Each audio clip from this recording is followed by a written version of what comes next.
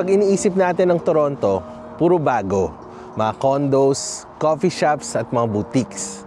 Pero minsan, sa gitna ng lahat ng yan, may lumilitaw na alaala ng lumang lungsod.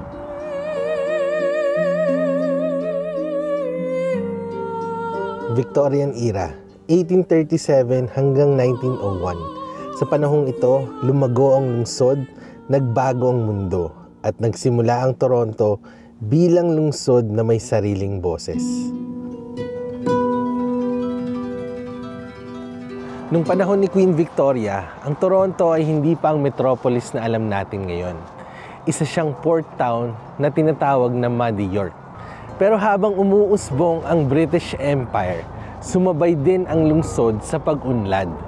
Pumasok ang riles ng tren, lumago ang kalakalan, at sa pagitan ng pagyaman ng ilan at paghihirap ng mas nakakarami, isinilang ang mga bahay na to, Victorian homes.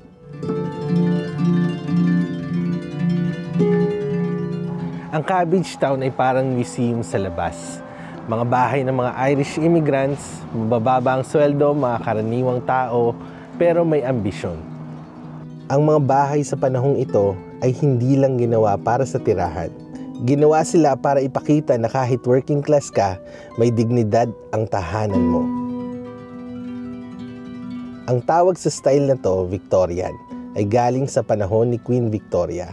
Mahahabang bubong, mga bintanang nakabay, mga detalye sa kahoy na parang lace.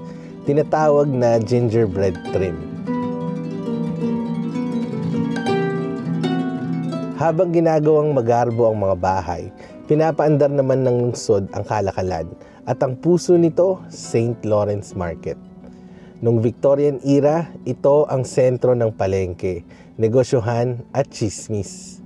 Farmers, butchers, immigrants, lahat nagkikita rito. Dito mo makikita kung paano kumikilos ang isang lungsod sa likod ng pader ng mga bahay. Sa mga stall na ito, umiikot ang ekonomiya ng Toronto noon at hanggang ngayon. Nandito pa rin siya, nagbago lang ang packaging.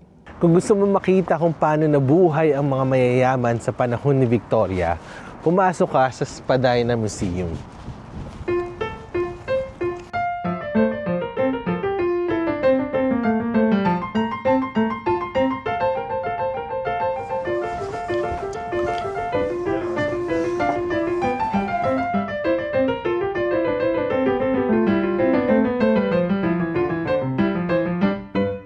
Ang contrast sa Cabbage Town, pinaghihirapan ng bawat pako.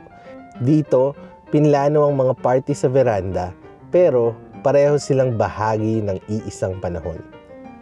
Hindi lang ito kwento ng architecture, kwento to ng pag-asa, ng hierarchy, ng paglipas ng panahon. At bilang isang Pilipino na bago sa bansang ito, may koneksyon. Kasi lahat tayo may kanya-kanyang Victorian chapter. Yung panahon di pa sigurado ang lahat, pero kahit mahirap, may ganda, may detalye, may hangarin.